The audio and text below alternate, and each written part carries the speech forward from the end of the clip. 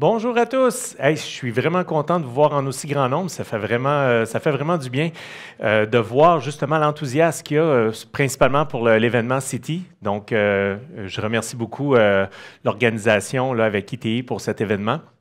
Donc, je me présente, je suis Jean-Steve Shaker de chez IDEXIA. En fait, vous voyez, quand on fait des présentations chez IDEXIA, on se dit tout le temps, c'est qu'est-ce qui fait que les organisations, vous êtes ici, vous voulez écouter un sujet qui pourrait peut-être vous allumer des lumières, des idées. Aujourd'hui, dans l'industrie, qu'on regarde, peu importe les industries, que ce soit les industries manufacturières, les industries financières, les industries du commerce de détail, etc., ils ont une panoplie de défis qui sont différents, mais à quelque part, ils se regroupent tous. On pense que les utilisateurs, des fois, ont besoin justement des outils pour effectuer leur travail. Je suis persuadé qu'un grand nombre d'entre vous, aujourd'hui, utilisez encore des fichiers Excel pour des entrées de données. Donc, on s'est dit, nous autres, chez IDEXIA, comment on pourrait faire pour peut-être partager quelques expériences avec vous pour justement des réalisations qu'on a effectuées. Puis, je vais vous en partager 3 aujourd'hui. Mais avant toute chose, il y en a qui disent IDEXIA, je ne vous connais pas. Vous êtes qui, en fait, vous, IDEXIA? Donc, IDEXIA, c'est une fusion entre 2 organisations qui existent quand même depuis longue date. C'est la fusion entre Metalogic et Novex, 2 organisations qui avaient comme spécialité tout ce qui était justement l'optimisation des plateformes Microsoft 365, gestion documentaire, gouvernance. Donc, tout ce qui fait que les gens, les utilisateurs vont travailler dans ces plateformes-là. Donc, tout ce qui, la gouvernance alentour de ça, les politiques de sécurité et autres. Donc, on a décidé tout simplement, un peu plus tôt cette année, avec la fusion, de créer justement cette compagnie qui s'appelle IDEXIA. Donc, vous allez entendre ce nom-là de plus en plus. Donc, c'est tout ce que je voulais dire sur IDEXIA. Aujourd'hui, les organisations sont tous en transformation numérique, malgré que c'est une transformation qui a débuté déjà depuis plusieurs années. Lorsqu'on va passer d'un processus papier à un processus justement informatisé, c'est une transformation numérique. Mais il y a encore beaucoup d'organisations qui ont encore des tâches manuelles. Mais donc, tout débute vers la transformation numérique. Par la suite, la transformation numérique nous a amené à l'adoption de l'environnement infonuagique, donc les fameux environnements cloud, que ce soit par exemple Microsoft, que ce soit AWS, que ce soit Google ou Micrologic ou d'autres organisations qui offrent des services d'infonuagique. Donc, notre transformation numérique passe par justement la transformation numérique passe justement par la transformation aussi infonuagique. Donc, de prendre des services qu'on a chez nous, d'envoyer ça dans des environnements centralisés. Et les raisons pour qu'on fait ça, souvent, c'est pour aller chercher justement de la performance, de la puissance sur demande, pour pouvoir aussi en même temps offrir des services qu'on ne pouvait pas offrir auparavant. Mais ça l'a amené aussi une autre transformation. On va appeler ça aussi la transformation de l'IA. Est-ce qu'il y en a ici, juste à main levée, qui ont assisté à la présentation de Microsoft avant d'être ici? Bon, mon Dieu, je suis quasiment aussi populaire qu'eux autres. Donc, ce qui arrive, c'est que justement, lorsqu'on va parler de transformation de l'IA, ça amène une panoplie de nouveaux services qu'on peut utiliser maintenant dans notre organisation. Puis c'est ce que je vais vous donner aussi comme quelques exemples aujourd'hui. On va entendre parler beaucoup justement de Copilot, etc. Donc, mais avant d'aller plus loin, j'aimerais ça juste mettre un peu la table en vous rappelant des bons vieux souvenirs. J'aime ça passer un petit cours d'histoire au début avant d'aller plus loin. Mais tu sais, l'intelligence artificielle, justement, un des premiers à avoir dit, écoute, il faudrait effectuer un test. C'est en 1950, le test de Turing. Donc, le fameux Turing, la personne justement qui a aidé aussi durant la Deuxième Guerre mondiale à décrypter les codes secrets allemands.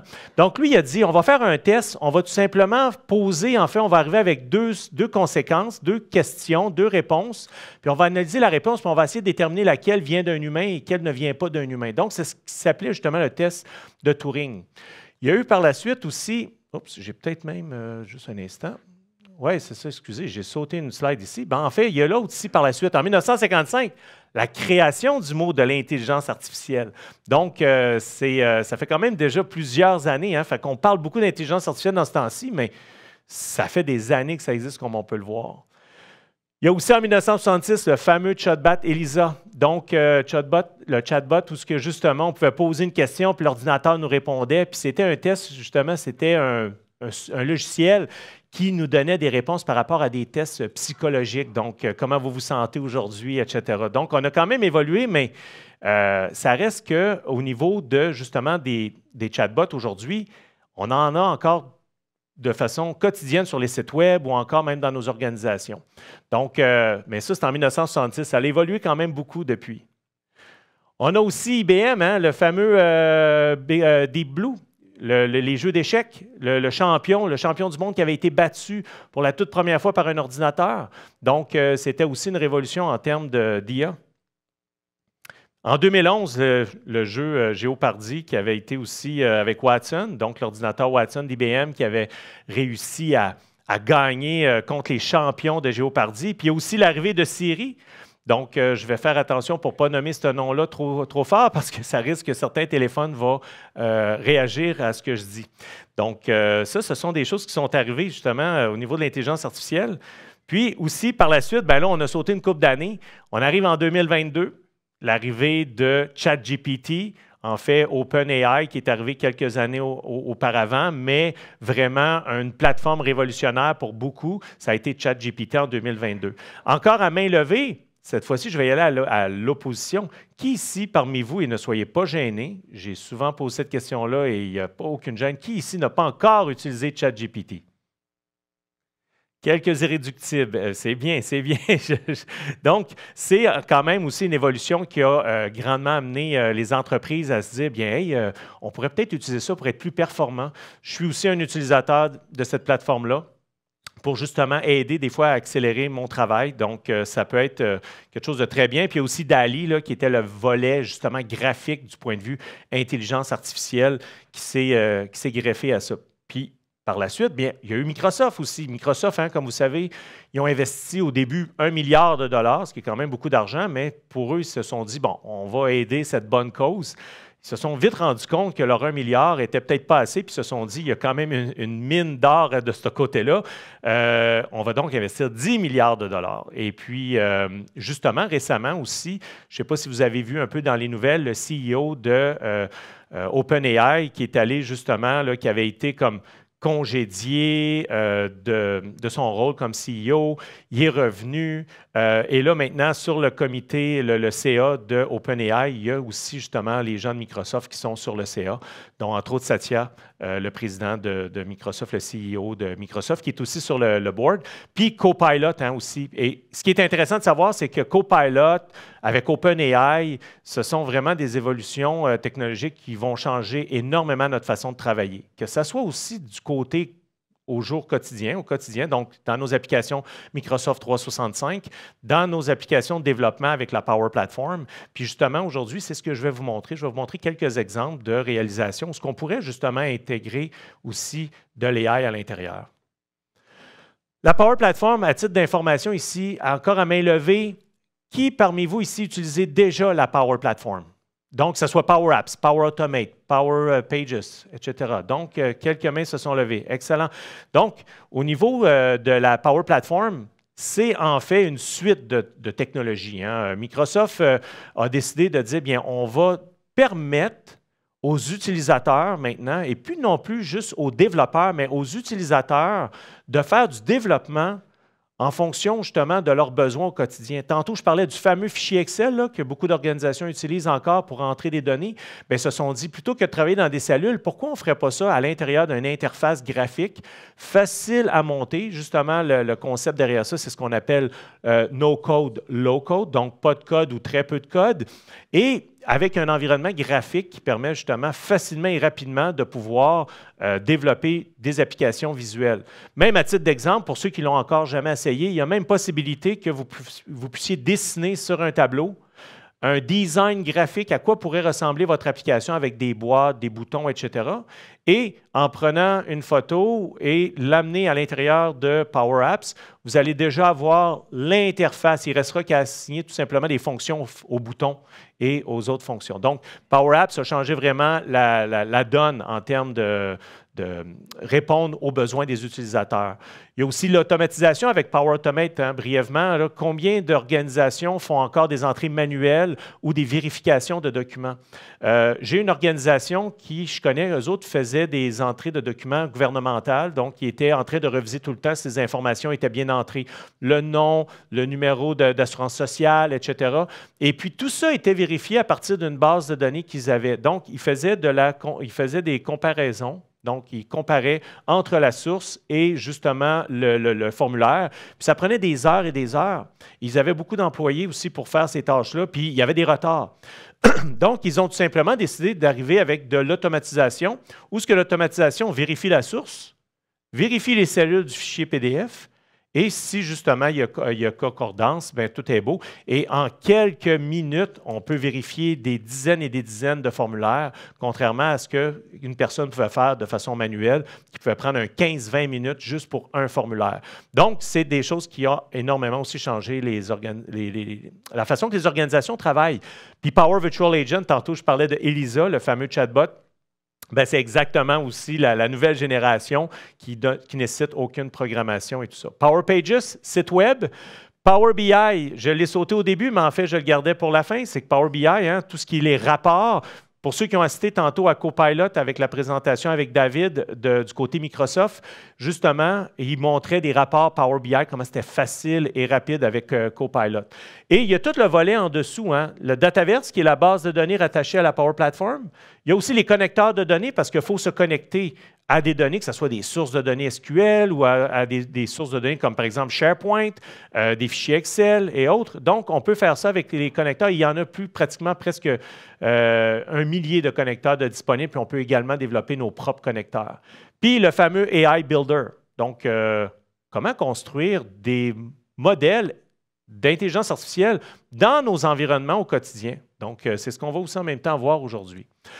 Donc, dans les modèles, justement, le AI Builder, déjà à l'intérieur de la Power Platform, il existe des modèles. Donc, par exemple, reconnaissance de formulaires, reconnaissance de texte à l'intérieur des formulaires, mais il y a aussi la possibilité de créer vos propres modèles.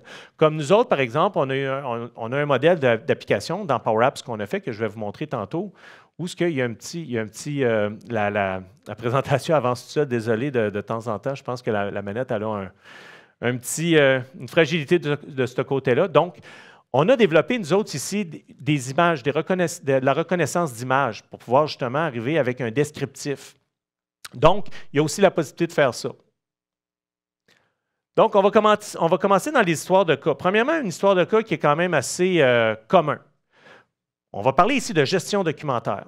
On a un client, puis pour le nommer ici, la Ville de Trois-Rivières. La Ville de Trois-Rivières, eux autres, ils se sont dit, écoutez, nous autres, on a beaucoup de départements. On a environ 18 différents départements.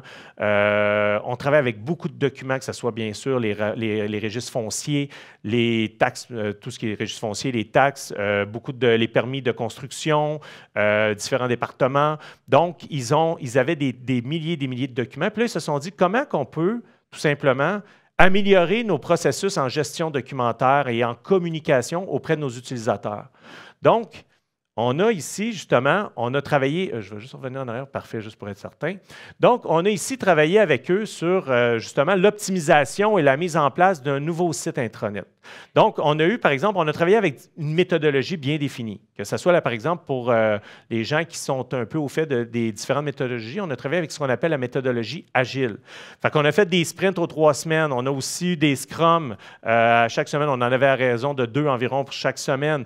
On avait aussi, bien sûr, une excellente collaboration de l'équipe. Et ça, c'est important. Lorsqu'on rentre dans un projet de gestion documentaire qui va changer la façon que les utilisateurs travaillent, il faut qu'il y ait une collaboration. Mais pas juste des équipes TI, parce que souvent, l'erreur que les organisations font, c'est qu'ils impliquent uniquement les gens TI pour la gestion documentaire, mais en fait, qui sont les utilisateurs? C'est les différentes unités d'affaires. Donc, c'est vraiment important de les intégrer dans le projet. Donc, il y a le côté aussi du parcours. Chez Idexia, on travaille avec un parcours défini. Que ce soit, par exemple, tout ce qui va toucher le côté, là, je me prépare, je suis persuadé qu'elle va avancer bientôt tout ça, donc je me prépare à revenir en arrière si ça se produit. Donc, du côté, justement, de tout ce qui va être l'architecture et l'analyse, de passer du temps avec les différentes équipes, avec les différents départements pour bien comprendre leur façon au quotidien qu'ils travaillent, pour justement établir une méthode, des prochaines étapes, pour par la suite aussi arriver avec une présentation d'architecture, que ce soit autant de l'architecture physique, donc l'apparence visuelle aussi du site, donc de faire des croquis, de leur présenter à quoi ça pourrait ressembler. Aussi l'apparence en termes, par exemple, si j'intègre Microsoft Teams à l'intérieur de ça, comment on va travailler avec les équipes, comment on va travailler avec les canaux. Donc tout ça va faire partie de l'architecture et l'analyse. Les réalisations, donc la mise en place, tranquillement, avec des preuves de concept, pilotes, petits groupes, etc., jusqu'à la mise en production. Puis, ce qui est le plus important dans tout ça, c'est à la fin, c'est la formation, puis le soutien. Parce que les utilisateurs, si on ne leur donne pas l'information, comment l'utiliser, bien, ils vont faire encore comme ils faisaient auparavant. Des fois même, sauvegarder leurs fichiers dans des environnements comme OneDrive. Ce sont des fichiers de type collaboratif, donc des fichiers qu'on est censé collaborer avec eux, avec d'autres personnes, mais qu'on met à l'intérieur de OneDrive. Erreur à faire. Donc, encore là, c'est de donner une bonne formation pour que les gens puissent bien utiliser la plateforme. Donc, les faits saillants à l'intérieur de ce projet-là. En fait, on a fait le site au design des couleurs de la ville. La ville dit, nous autres, c'est important que le site ressemble vraiment à nos couleurs. Donc, on est arrivé avec des codes de couleurs spécifiques qu'on a mis de l'avant-plan. On est aussi allé avec des navigations par thème.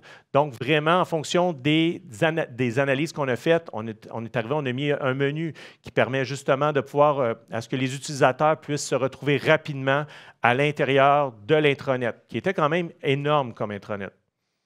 On est allé aussi avec l'optimisation des fonctionnalités vanille, parce que pour ceux qui utilisent SharePoint Online, SharePoint dans Microsoft 365, comme vous savez, il y a quand même beaucoup de limitations. Oups, on va revenir encore en arrière.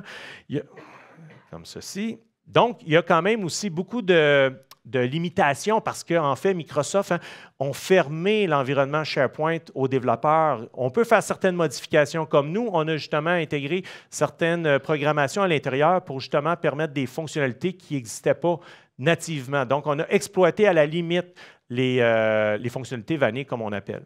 En passant une parenthèse, pas plus tard que la semaine dernière, Microsoft a annoncé quelque chose qui est nouveau. Ça s'appelle SharePoint Container, donc ça va être un SharePoint Embedded qui va permettre justement, qui va justement permettre de faire du développement plus personnalisé dans des environnements SharePoint. Donc, ça va s'appeler SharePoint Embedded. Donc, ceux qui veulent lire là-dessus, vous pouvez faire une recherche. Donc, après ça, on est aussi arrivé avec une bannière d'alerte. Par exemple, il y a quelque chose qui arrive de très, très, très important. Je ne sais pas, moi, une flux des eaux, justement, qui monte ou encore il y a une urgence. Ils peuvent, en temps réel, faire des modifications pour envoyer des bannières qui vont, en temps réel, afficher au visage des utilisateurs qui sont sur le portail SharePoint. Donc, ça a été quelque chose aussi de super intéressant que les organisations n'utilisent pas beaucoup, mais que nous, on a mis en place avec la Ville de Trois-Rivières. Il y a aussi le catalogue des services, donc de voir qu'est-ce qu'il y en est au niveau justement des services au niveau de la municipalité, encore au niveau des services TI. Les gens peuvent aller à l'intérieur, faire des modifications ou encore des demandes. Donc, c'est encore des choses qu'on a ajoutées au site intranet de la Ville. Donc, en fait, les faits saillants de ce qu'on a fait comme projet, ça a été un projet 100% info-nuagique. Mais ce qui a été le plus intéressant de ça, c'est que c'est un projet qui a tout simplement pris environ 550 heures, puis on l'a fait sur un mandat de moins de 100 000 $. Donc, c'est quelque chose que la Ville a eu un gain énorme. Puis, justement, aujourd'hui, on va parler d'intégration avec des technologies que vous avez peut-être entendu parler, comme SharePoint Premium, qui va amener de l'intelligence artificielle. Donc, encore une fois, la Ville est en collaboration avec Idexia, veulent améliorer leur site éventuellement pour amener le volet intelligence artificielle. Donc, on va aller un petit peu plus rapidement, étant donné que le temps file.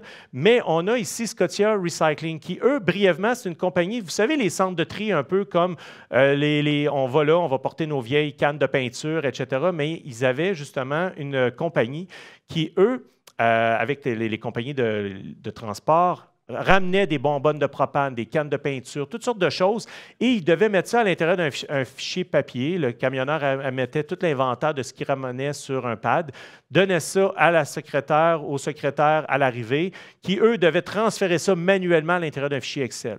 Donc, ça prenait énormément de temps. Il y avait des lignes d'attente en termes d'arrivée au dépotoir, au centre de tri avec ces camions-là. Donc, qu'est-ce qu'on a fait, nous? C'est qu'on a dit, bien, pourquoi on ne ferait pas tout simplement une application Power Apps? Donc, on est arrivé puis on a travaillé avec eux de transformer tout ce qui était papier en application Power Apps et maintenant, à partir du cellulaire, des camionneurs. Donc, les camionneurs arrivent, font la collecte des déchets, puis par la suite vont prendre même des photos, etc. Puis c'est pour ça qu'on a même aussi intégré de la reconnaissance visuelle. Comme par exemple, on prend une photo d'une bonbonne de propane, bien, ça reconnaît que c'est une bonbonne de propane. Donc, on est arrivé avec une application comme ceci, où ce que c'est vraiment là, fait aussi pour que les gens, même sur une tablette ou avec les doigts, peuvent facilement accéder aux cases. La reconnaissance d'image lorsqu'on va prendre une photo, par exemple. Bien sûr, il y a des choses, si on arrive avec une canne de peinture, bien, on va prendre les photos, mais si on arrive avec des fois des articles métalliques qui n'est pas tout à fait reconnaissable, bien, la personne va pouvoir quand même l'écrire. Donc, c'est des choses qui ont accéléré énormément le traitement. Puis, toutes les données maintenant sont stockées directement à l'intérieur de SharePoint. Donc, c'est facilement accessible. Puis, on a aussi des rapports qui sont automatiquement générés. Donc, il y a de l'automatisation derrière qui s'effectue. Donc, ici, qu'est-ce qu'on a réussi à obtenir? Bien, on a obtenu quand même un gain incroyable en termes de productivité. Lorsque les camionneurs arrivaient, ils ont pu justement accélérer énormément l'arrivée en tout simplement en prenant les photos des choses. Tout était transféré automatiquement dans la base de données du centre de tri. Donc, ils arrivaient, ils comparaient, oui, tout est beau, ils regardaient, il y avait un check-up visuel qui était fait, mais ils accéléraient de plusieurs minutes le traitement des arrivées. Il y a aussi, bien sûr, la précision des données, parce que lorsque quelqu'un transfère du point de vue papier à un point de vue Excel, il peut avoir des erreurs. Donc, encore là, on venait d'éliminer ces facteurs-là. Puis, ça a fait en sorte que là, l'organisation a compris que, oups, on pourrait peut-être justement numériser, faire une transformation numérique de nos autres services également. Et un des derniers points, bien, que nous autres même chez IDEXIA, on a décidé de dire, bien, on va créer une application qui va aider aussi des processus d'affaires. Et quel processus qui est très compliqué, que lorsqu'on parle avec des gens, on dit, comment ça a été ce qu'on appelle le fameux onboarding ou le recrutement dans les organisations? Beaucoup de gens en ressources humaines, ils disent, ouais, pour nous, c'est un défi, effectivement, on n'a pas toujours des processus, etc. Donc, on a créé une application qui s'appelle Doc+.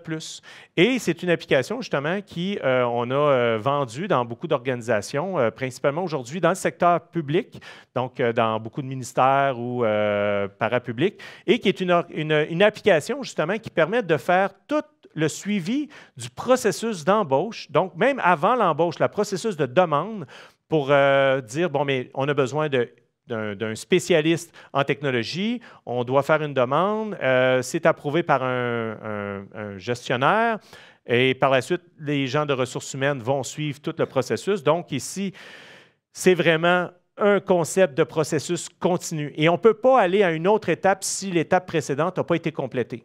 Donc, encore une fois, l'intégration de la Power Platform s'est fait. Puis là, nous, on a passé quand même énormément d'heures là-dessus parce que c'est une application qui est très, très, très complète. Comme on disait ici, on a même de l'approbation. Et c'est intégré avec Microsoft Teams, avec Outlook. Donc, par exemple, lorsqu'on fait une demande d'embauche, bien, le gestionnaire qui autorise reçoit automatiquement un message à l'intérieur de Microsoft Teams ou à l'intérieur d'Outlook et approuve la demande. Une fois que c'est approuvé, le reste du processus peut continuer. Il y a même aussi une intégration avec SharePoint. Donc, par exemple, les gens qui reçoivent les CV bien, peuvent téléverser directement les CV à l'intérieur de la plateforme de Doc+, puis faire le tri par la suite. Et une fois que c'est fait, on peut embarquer dans un mécanisme de processus. Par exemple, un nouvel employé vient d'arriver, est-ce qu'on lui a demandé, par exemple, son talon de paye pour pouvoir verser son salaire? Mais au préalable, est-ce qu'on a fait, par exemple, ce qu'on appelle la vérification d'antécédents criminels? Est-ce qu'il y a de la formation à effectuer pour cet employé-là, etc., etc.? Donc, c'est ce sont tous des processus qui, maintenant, en fonction du type d'emploi, parce que j'ai sauté bien des étapes, bien sûr, l'application est très complète, mais il y a des types d'emplois où ce que vous dites, bien ça, par exemple, c'est pour un spécialiste en TI, peut-être qu'on va vérifier les antécédents criminels pour s'assurer qu'ils, justement, ne puissent pas voler de l'information ou quoi que ce soit. Mais, donc, on peut, dépendamment du profil d'embauche, avoir des processus différents. Donc, c'est une affaire aussi qui est intégrée dans l'application. Puis, bien sûr, des rapports. On veut savoir bien combien d'embauches j'ai pu traiter dans le dernier mois. Est-ce qu'il y a des embauches qui sont en cours de processus, mais qui tardent à cause que, par exemple, un gestionnaire n'a pas donné son accord ou encore il y a un traitement, on n'a pas reçu certains documents de la part du futur employé. Donc, on peut aller chercher des rapports et savoir exactement où s'est rendu le processus. Donc, encore une fois, ça accélère énormément le traitement d'une demande d'embauche. On va revenir en arrière encore une fois. Bon, ça accélère énormément le processus d'embauche en disant, bon, bien, on a des processus clairs, on a juste à les suivre, on peut savoir exactement où ça en est rendu. On peut aussi, bien sûr, on va avoir une meilleure communication avec les futurs employés. Puis, pour l'expérience employée aussi, pour la personne qui est embauchée, s'assure que tout a été respecté, qu'il n'y a pas eu un document qui a été omis ou, par exemple, on a oublié d'y donner son laptop à l'embauche. Donc, c'est des choses, des fois, qu'on arrive, l'employé arrive et il n'y a pas de laptop la première journée. Donc, on se dit, bon, bien, en suivant tous les processus, au moins, on sait que c'est fait. Maintenant, pour arriver dans un processus réussi, il y a des étapes à suivre pour arriver, par exemple, au début jusqu'à la fin d'un projet de transformation numérique, puis aussi en même temps d'optimisation, comment on pourrait inclure de l'intelligence artificielle en même temps à l'intérieur. Donc, d'évaluer les besoins et objectifs majeurs. Ça, c'est un des volets, bien sûr, qui est important. Si on n'a pas ça, on ne peut pas démarrer. Mais après ça, il y a la constitution d'une équipe dédiée. Et pourquoi je parle d'une équipe dédiée? C'est que ce qui est important à savoir, c'est que beaucoup d'organisations font l'erreur de dire, bien, on met une équipe, mais ils vont travailler sur autre chose. Puis là, bien, ça retarde les délais, ça fait en sorte qu'il y a des délais et puis le projet n'arrive pas ou encore il y a des erreurs qui sont commises. Une des meilleures pratiques, c'est de dédier une équipe à ce projet. Par la suite, il y a la collecte des données et préparation. Par exemple, si on inclut de l'intelligence artificielle, tantôt je vous parlais par exemple des photos pour des bonbonnes de propane, il faut avoir pris quelques photos de bonbonnes de propane pour faire en sorte que la machine, entre guillemets, elle apprenne sur, OK, c'est quoi une bonbonne de propane? Il y a des petites, des grosses, etc. Donc, c'est d'aller chercher ça. Et aussi, c'est quoi nos sources de données? Est-ce que c'est des bases de données SQL, Postgres? Est-ce que c'est des fichiers Excel, etc.? Donc, c'est notre collecte de données. Il y a aussi l'analyse des données. Donc, parce que souvent, dans les données qu'on a, il y a des données qui sont claires, des données qui sont moins claires, précises, non précises. Il y a beaucoup des fois ce qu'on dit excusez l'anglicisme, du garbage. Donc, c'est de faire vraiment une analyse de ces données puis de vérifier qu'ils sont vraiment justes pour notre projet. Il y a aussi le choix des technologies. Qu'est-ce que je vais choisir? Est-ce qu'on va aller justement avec du Power Apps, avec du Model Driven Apps comme on a vu avec Dot+? Est-ce qu'on va utiliser justement du Copilot à l'intérieur de ça? Est-ce que ça va être de reconnaissance visuelle? Est-ce que, bon, tout ce qui touche au niveau justement des choix de technologie. Développement du modèle. Donc, on va commencer à préparer un modèle, c'est-à-dire de mettre en place un genre de projet pilote, s'assurer que l'application qu'on va développer ou la plateforme qu'on va développer, justement, va ressembler à quoi? Donc, c'est une des choses à faire. Il y a aussi la mise en œuvre et intégration. Donc, maintenant, de s'acharner plus à la tâche. Et en passant, un développement du modèle, une chose que j'ai eu beaucoup de succès dans le passé, c'est d'organiser ce qu'on appelle aussi des hackathons. Est-ce qu'il y en a ici qui sont familiers avec le concept de hackathon? Quelques petites mains levées, parfait. En fait, brièvement, en quelques secondes, le concept de hackathon, c'est que vous réunissez des gens de votre organisation qui vont justement aussi travailler à développer un modèle. Même s'ils n'ont pas nécessairement la connaissance, vous faites des équipes. Il y a aussi en même temps une espèce de concours. Vous leur donnez quelques jours concentrés à temps plein, par exemple, 2-3 jours, où ils vont analyser, ils vont commencer à faire un premier modèle et justement, il y a une équipe de juges qui va dire « Ah, cette équipe-là est bien partie, l'autre, etc. » Puis vous pouvez justement vous adjoindre de partenaires dans les hackathons. Nous autres, chez IDEXIA, on participe régulièrement à ce genre d'activité-là. Donc, c'est des choses que vous pouvez imaginer. Puis si vous avez besoin de plus d'informations sur ceci, on a un kiosque ici, ça va nous faire plaisir de vous répondre à vos questions par rapport à ceci. Il y a aussi la formation et l'adoption, je l'ai mentionné un peu plus tôt. Donc, tout ce qui touche la formation, c'est un des critères les plus importants et c'est un facteur qui est malheureusement oublié. Moi-même, cette semaine, j'étais en discussion avec un client, une municipalité au Québec, qui, eux autres, ils disent, bon, on a implanté la technologie en 2020 et aujourd'hui, on se rend compte qu'en 2023, bientôt 2024, nos utilisateurs ne savent toujours pas comment l'utiliser. Puis, on se ramasse avec un mess, un désordre total dans l'environnement. Donc, là, on est obligé de revenir aux bases de la formation. Surveillance et amélioration. Encore une fois, si on veut voir notre modèle, est-ce qu'il est efficace? Est-ce qu'il y a des modifications à apporter? Donc, c'est un processus qui est super important. Donc, continuez à surveiller puis à apporter des améliorations. Vous le voyez, hein, quand vous utilisez une application, des fois, et qu'il n'y a pas d'amélioration, vous voyez qu'il y a des bugs ou des choses comme ça, vous vous découragez d'utiliser l'application. Donc, le fait de l'améliorer et de la surveiller, ça va justement permettre une meilleure encore adoption. L'évaluation des résultats. Est-ce que vous avez votre retour sur investissement de cette application-là? Est-ce que justement, vous avez mis en place une solution? Est-ce que les gens l'utilisent correctement? Est-ce que vous avez gagné du temps? Donc, c'est important d'évaluer nos résultats. Puis à la fin, la communication et mobiliser les collaborateurs, c'est un élément clé dans la réussite d'un projet. Donc, il nous reste 19 secondes. Je suis rentré dans mes temps. Donc, ici, pour finir, la transformation numérique n'est pas seulement une option pour les entreprises, c'est une nécessité. L'intelligence artificielle est la clé et déverrouille la porte de l'avenir en transformant les données en décisions et l'innovation en compétitivité. Est-ce qu'il y en a ici parmi vous qui savent, qui auraient une idée de c'est qui le grand génie qui a mentionné ceci? Non? C'est dommage qu'il y avait un grand prix à gagner. C'est ChatGPT. Donc, sur ceci, je vous remercie énormément de votre collaboration aujourd'hui. On a un kiosque IDEXIA ici, justement, au Salon des exposants. Ça va nous faire un plaisir de vous voir là-bas. Merci et bon reste d'événement.